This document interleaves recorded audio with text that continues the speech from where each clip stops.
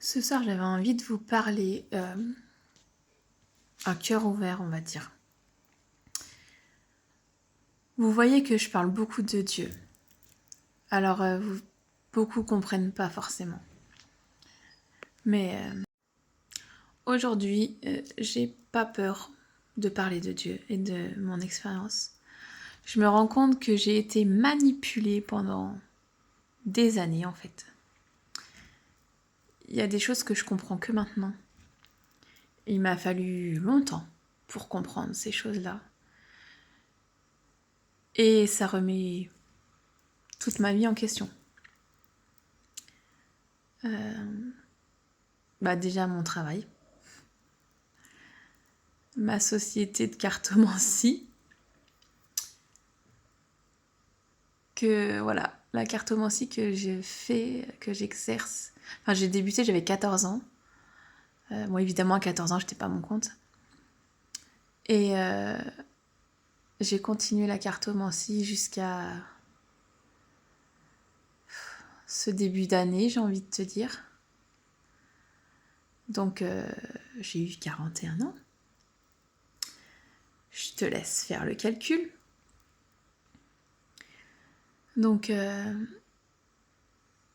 ça fait une paire d'années que je suis dans mes cartes, que je suis dans l'ésotérisme, dans la médiumnité, dans les soins énergétiques. Et quand tu prends conscience que tout ça, c'était de la manipulation, tu te prends une claque dans la gueule. On va appeler un chat un chat. Tu te prends une claque dans la gueule, tu remets tout en question et tu comprends. Tu comprends. Déjà, la première grosse remise en question, le plus gros questionnement, le déclic que j'ai eu, c'est quand je me suis...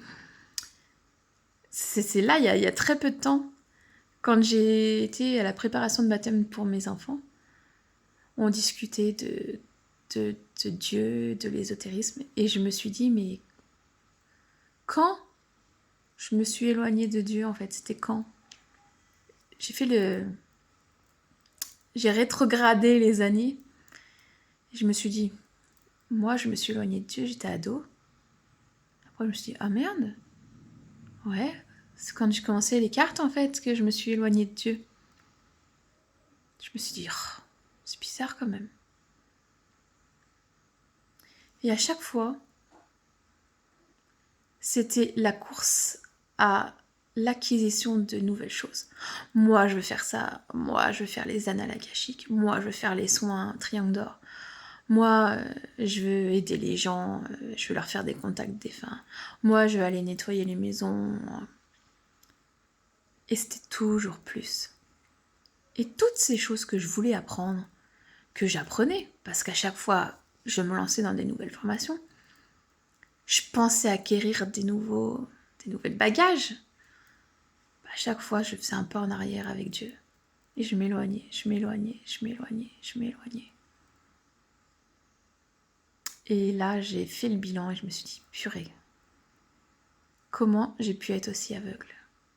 Comment? Mais Dieu, il rappelle toujours. Alors il rappelle de deux façons. Il te rappelle à lui. Et il te rappelle qui tu es. Et ça, quand vous avez cette chance, ce cadeau de Dieu de vous rappeler qui vous êtes,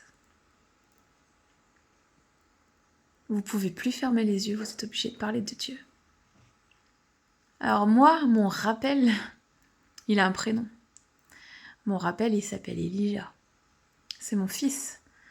C'est mon fils qui m'a reconnecté à cette part oubliée, à Dieu. Quand ton petit garçon de 5 ans, parce qu'à l'époque il avait 5 ans, quand ton petit garçon un matin se lève et te dit « Moi, je veux être un enfant de Dieu, je veux être baptisé ». Alors que chez toi on ne parle pas de Dieu, qu'il n'a aucune connaissance de Dieu, tu te dis, qu'est-ce qui t'arrive? Et on lui a posé des questions. On lui a dit, d'où t'as entendu parler de Dieu? Et il savait pas nous répondre en fait. Alors mes parents ne sont pas dans la religion, mes beaux-parents non plus. À l'époque, mon conjoint, on n'était pas du tout dans ça. Et ça devenait vraiment un appel du cœur en fait pour lui. Je veux être un enfant de Dieu, je veux être un enfant de Dieu, je veux être le fils de Dieu, je veux être un enfant de Dieu, machin. Et il arrêtait pas. Il nous a tannés, il voulait une chaîne avec le visage du Christ, il nous a... Mais si bien que mes parents lui ont offert. Il n'en démordait pas, qu'il voulait être un enfant de Dieu, qu'il voulait être baptisé. Il se pose des questions. Mais pourquoi on est sur Terre? À quoi ça sert la vie? Ah, moi je préférais être mort comme ça, je serais avec Dieu. Des trucs vraiment choquants, tu vois. Tu te dis, wow. Et en fait, c'est lui qui m'a rappelé ma foi. Et j'ai commencé tout doucement à me dire, bon, on va le faire baptiser. S'il veut être baptisé, on va le faire baptiser. Et puis après, j'ai commencé à ressentir à nouveau un appel.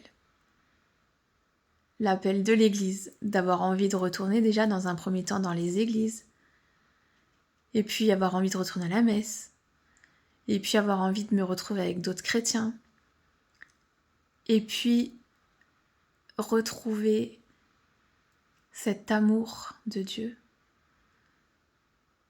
cette paix intérieure. Et plus cet amour grandit, et plus je laisse la place à cet amour de grandir. Et plus je me désencombre ma vie des choses qui n'ont plus lieu d'être pour moi. Donc je ne tire plus les cartes. Tout ce qui est ésotérisme, je n'en ai plus l'envie. Plus du tout. Ça me choque. Ça me choque encore de le dire, parce que vraiment, tout chez moi, j'ai encore tous mes bols, tout quoi, mes pendules, j'ai tout, je dois avoir 250 jeux d'oracle, tarot. Et il y a des fois, je me dis, je vais faire un immense feu de joie dans mon jardin, je vais tout cramer. Et après, j'ai mon mental qui me dit, accessoirement, ça vaut un peu beaucoup de thunes quand même. Donc je pense que je vais tout vendre. Je sais pas encore trop comment, parce qu'il y en a vraiment beaucoup. Mais j'ai plus l'envie de ça, parce que je sais que j'étais manipulée par d'autres énergies, n'est-ce pas? Pour ne pas le citer, Satan, qui en fait, lui, il voulait juste m'éloigner de Dieu.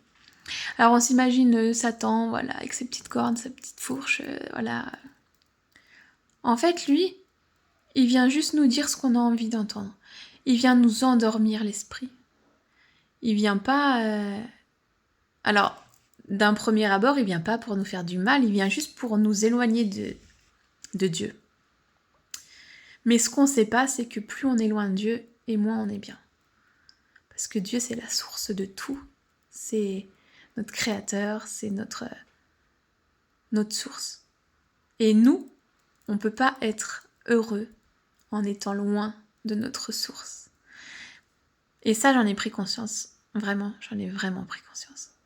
Et aujourd'hui, je suis dans une démarche où j'ai envie... Je suis pas là pour convaincre qui que ce soit de croire en Dieu, ou de ne pas croire, ou que j'ai la vérité absolue.